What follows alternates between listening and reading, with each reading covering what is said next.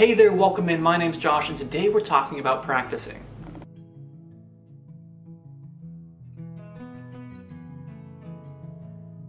So last week I got a question. Last week, Michaela Chang asks, love the videos, just a suggestion, could you make a thoughtful Thursday on balancing technical studies and creative practice? Or maybe some specific ways to practice both fields? I'm having a lot of trouble practicing them and even then applying that knowledge. Michaela, thanks so much for that question. It can definitely be difficult trying to learn all the things all the time and then remember it. Like, it can seem really overwhelming of not really knowing where to start or what to practice in what order, so totally feel you on that. So when you say technical studies, I'm assuming you're talking about things like perspective and lighting and shading and form and like anatomy and all the technical stuff. And then when you talk about, the creative, what do you say, the creative practice, you're talking about like design and iteration and stuff, right? So first things first, I'd say you need to have a goal, you need to have motivation, because you don't have either of those things, then you're just going to get depressed and you're going to get burnt out and you're not going to get anything done. So figure out why you're doing this, what your goal is, and what is a step that you can take to get there. So just as an example, let's say that you have an OC and you have this character in your head and you think they're awesome, you think they're great, and you want to share them with the world because you have a story that you want to tell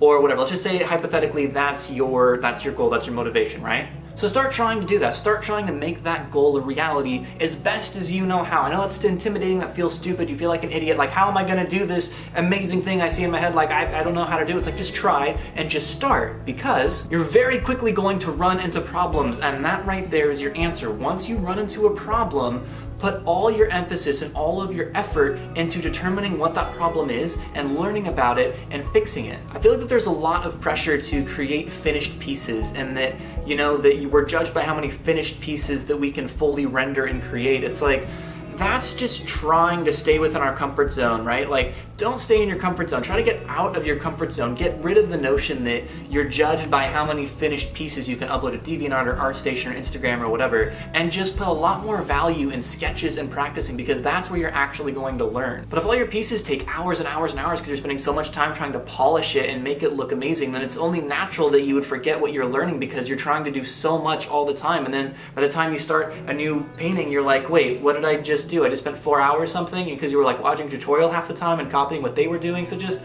don't worry about making a finished piece, just make sketches. You don't have to show it to the world, it's for you, right? So back to the example, say you start making your character by doing anatomy and the anatomy looks weird. So alright, what part of the anatomy? Was it the shoulder? Was it how the neck connects to the shoulder? Was it the arms? Was it the hands? Oh, the hands. So then once you find that hiccup, right, how you practice it is by iterative practicing. That is analyzing what you're doing. I made a daily drawing show about, how to learn effectively and how to think, but basically you have to think and it can't be easy. So analyze yourself, picture yourself as like a ghost looking over your shoulder and looking at you practice and like, why am I doing that? Why does this look the way that it does? So like always be thinking, don't just try to, fudge your way through everything. Now that's all fine and dandy if you can actually recognize what the problem is, if you can actually say, oh, this looks weird because my proportions are wrong. Like, that's a luxury. Half the time we don't know what we don't know. All we know is that this looks terrible and I hate it and I want to kill myself. So what do I do? So if that's the case and you're looking at something gross and disgusting and you're really, really bummed about it, but you don't really know why, some common pointers to put you in the right direction that have the biggest impact, think of it like a GPA, that are weighted the most artistically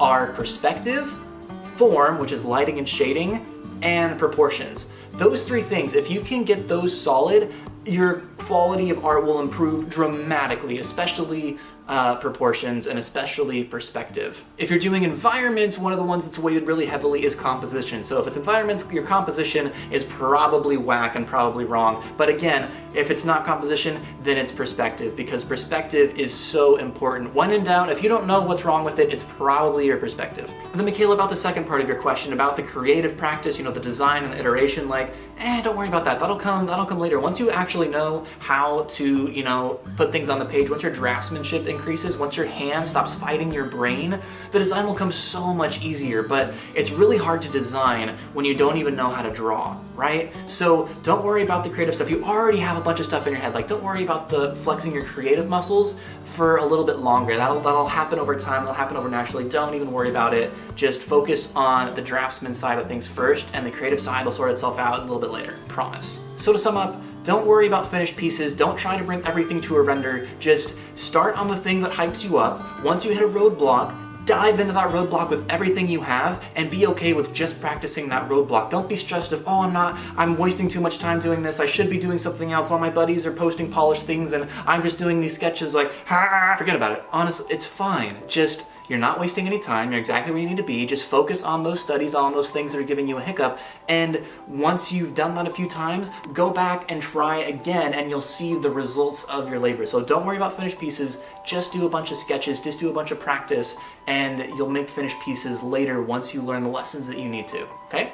And that's it for this Thoughtful Thursday. Thank you so much for asking that question, Michaela. I hope I was able to answer it for you. And if anybody else has any questions, leave them in the comments below. I'd love to answer any questions that you have. This was really fun. I love that Michaela asked that because I was like, oh my gosh, perfect, a request. That's easy. Let's talk about that this week. So your requests are amazing. I'd love to talk about that. That's great. I'm glad that you did that, Michaela. Look what you started. Thank you so much. And then of course, for me, there's Instagram and there's Patreon and there's Discord and all that stuff. You already know I say it every time. So check it out if you want to. You're all great, and I will see all of you next week.